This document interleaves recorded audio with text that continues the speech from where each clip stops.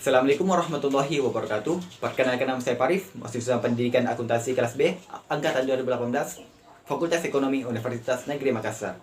Video ini saya buat sebagai bahan pemenuhan tugas mata kuliah Sistem Pengendalian Manajemen. Adapun materi yang saya bawakan ini yakni pusat laba. Untuk itu, kepada teman-teman harap memperhatikan materi yang saya bawakan. Baiklah, langsung saja, mungkin saya akan mulainya. Suatu organisasi di mana fungsi produksi atau pemasaran utama dilakukan oleh unit organisasi yang terpisah. Ketika organisasi diubah menjadi organisasi di mana setiap unit bertanggung jawab baik atas produksi maupun pemasaran, maka proses ini disebut juga istilah divisional. Adapun kondisi dalam mendelegasikan tanggung jawab laba adalah manajer harus memiliki akses informasi relevan yang dibutuhkan dalam membuat keputusan serupa. Harus ada semacam cara untuk mengukur efektivitas suatu trade-off yang dibuat oleh manajer. Langkah utama dalam membuat pusat laba adalah menemukan titik terendah dalam organisasi di mana kedua kondisi di atas terpenuhi. Kemudian, adapun manfaat pusat laba yakni pertama, kualitas keputusan dapat meningkat karena keputusan tersebut dibuat oleh para manajer yang paling dekat dengan titik keputusannya. Kedua, kecepatan dari pengambilan keputusan operasional dapat meningkat karena tidak perlu mendapat persetujuan terlebih dahulu dari kantor pusat.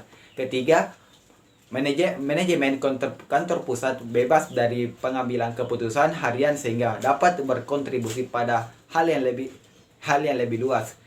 Keempat, karena manajer tunduk pada hanya sedikit batasan dari korporat, lebih bebas untuk menggunakan imajinasinya dan inisiatifnya. Kelima, karena pusat laba serupa dengan perusahaan yang independen, maka pusat laba memberikan tempat pelatihan yang sempurna bagi manajemen umum. Keenam, kesadaran laba dapat ditingkatkan karena para manajer yang bertanggung jawab atas laba akan selalu mencari cara untuk meningkatkan laba. Ketujuh, pusat laba memberikan informasi yang siap pakai bagi manajemen puncak mengenai profitabilitas dari komponen individual perusahaan. Manfaat terakhir yakni karena keluaran yang dihasilkan telah siap pakai, maka pusat laba sangat responsif terhadap tekanan untuk meningkatkan kinerja kompetitifnya. Selanjutnya, kesulitan dengan pusat laba. Pertama, pengambilan keputusan yang terdesentralisasi akan memaksa manajemen puncak untuk lebih mengandalkan laporan pengendalian manajemen dan bukan wawasan pribadinya atas sesuatu.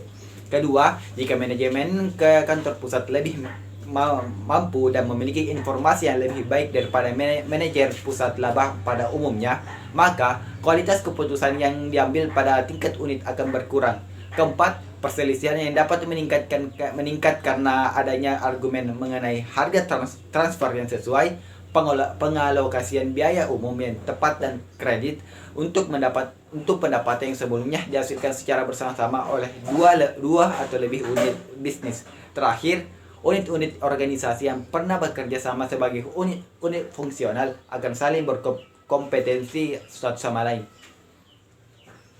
Lanjut, batasan pada otonomi pusat laba mungkin ditimbulkan oleh unit-unit bisnis permasalahan dan oleh manajemen korporat. Batasan ini harus secara eksplisit disadari dalam aktivitas operasi pusat laba. Dalam kondisi tertentu, penilaian tetap harus dilakukan untuk menyelesaikan permasalahan yang ada, meskipun fungsi produksi dan pemasaran dapat dijadikan sebagai pusat laba tersendiri. Kemudian, dalam mengukur laba dan suatu pusat laba melibatkan penilaian berkaitan dengan bagaimana pendapatan dan pengeluaran diukur. Dalam hal pendapatan, pilihan metode pengakuan pendapatan sangatlah penting. Dalam hal pengeluaran, pengukuran dapat bervariasi mulai dari biaya variabel yang dikeluarkan pusat laba sampai overhead korporat yang dialokasi penuh, termasuk pajak penghasilan. Penilaian-penilaian yang berhubungan dengan pengukuran pendapatan dan biaya-biaya harus dipertimbangkan, tidak hanya berdasarkan teknik akuntansi. melainkan memasukkan beban dan pendapatan dalam laporan manajer pusat laba yang dipengaruhi oleh tingkat manajer tersebut, bahkan jika tidak secara perlu.